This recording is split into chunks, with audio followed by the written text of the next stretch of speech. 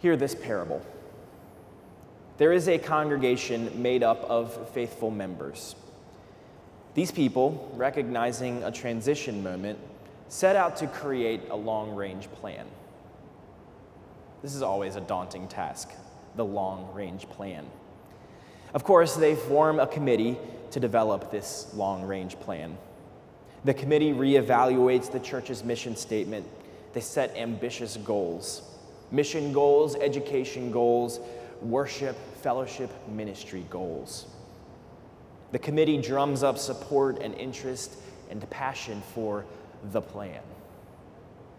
The plan is laid out for the members of the congregation at a congregational meeting. Of course, the congregation was notified of the congregational meeting for at least 2 consecutive Sundays leading up to the meeting. It should be obvious by now that the church in this parable is a Presbyterian church. The plan is faithful and grounded in solid theology.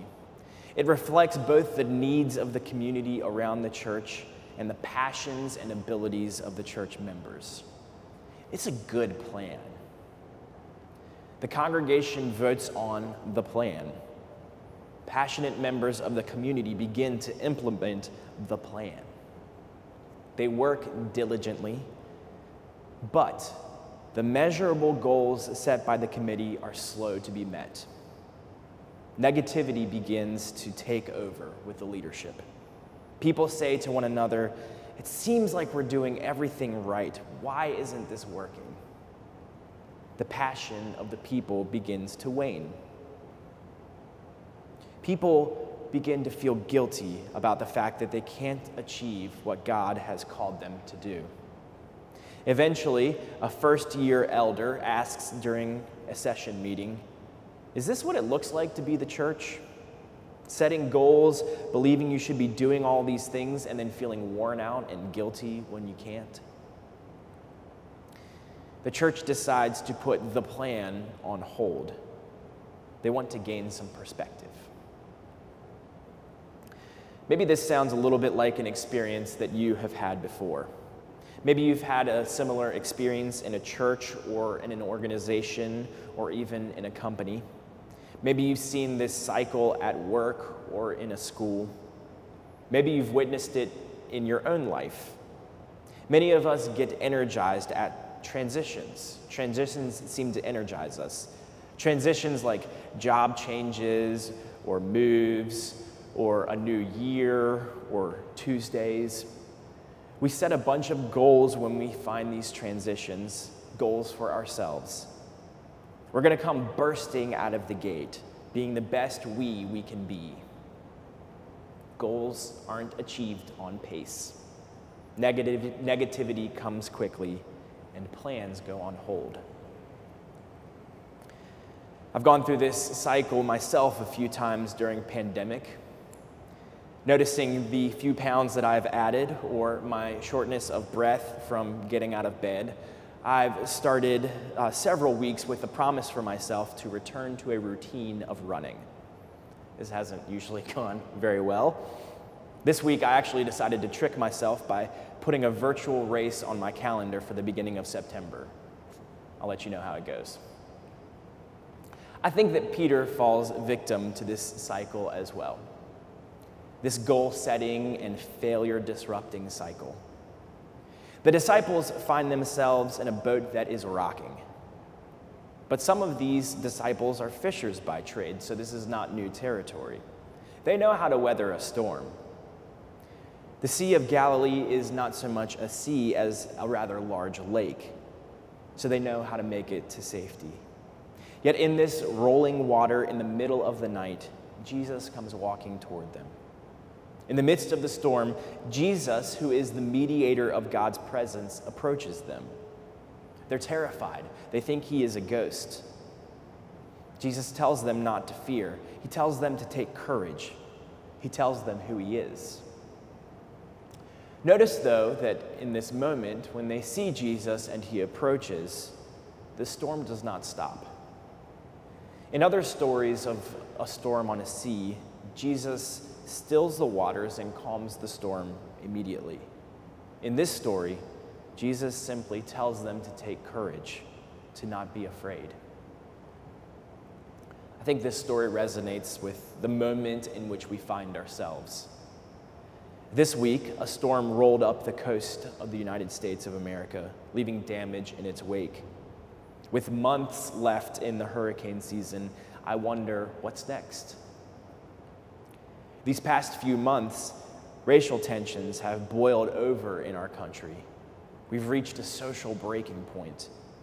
We as a country must wrestle with racial inequality that is inherent in our institutions, in our system of government, and even in our churches. A legacy of hundreds of years of exploitation needs to be dismantled. Yet we as a society seem to be unable to focus for very long on any issue. So I wonder, what's next? For almost this entire year, our country and our world has struggled with a global pandemic. It seems no aspect of our lives has been left untouched by the effects of this disease. Numbers in our county, state, and country continue to rise. We look now at the beginning of a new school year. With no end in sight, I wonder, what's next? The disciples were in this same place. Having received encouragement from Jesus, the wind and the waves remained.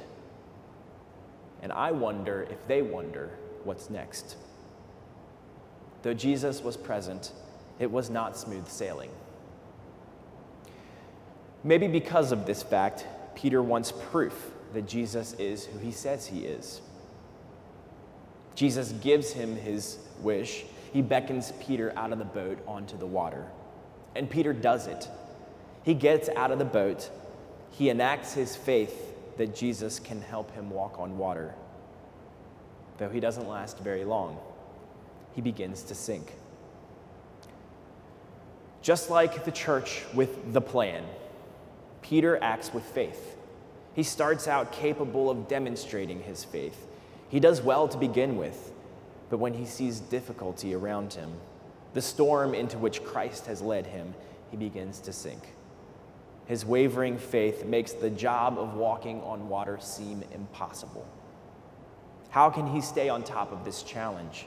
Why did Christ lead him into this chaos? Peter's faith and his desire to do incredible things can only get him so far.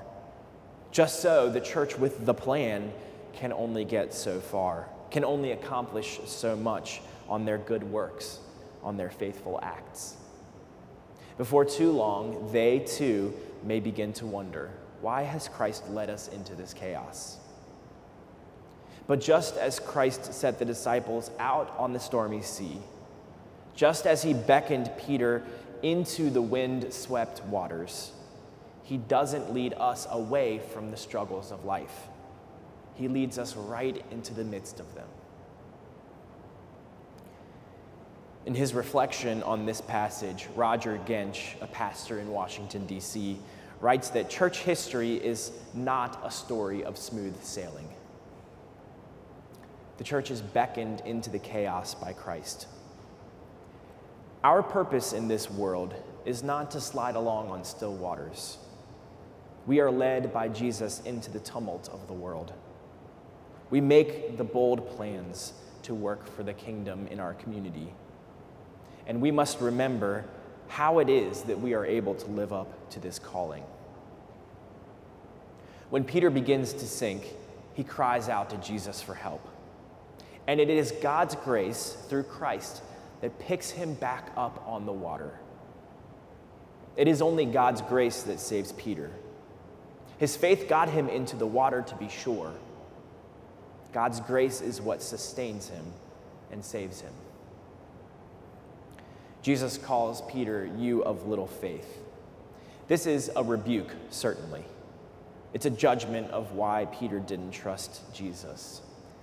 But keep in mind, Jesus also tells the disciples in this gospel that those with even a little faith can move mountains. Jesus conveys judgment on Peter, yes, but he also encourages him. Jesus doesn't ask, "Why did you think you could walk on water?" He asks, "Why did you doubt that you could?" The history of the church has never been smooth sailing.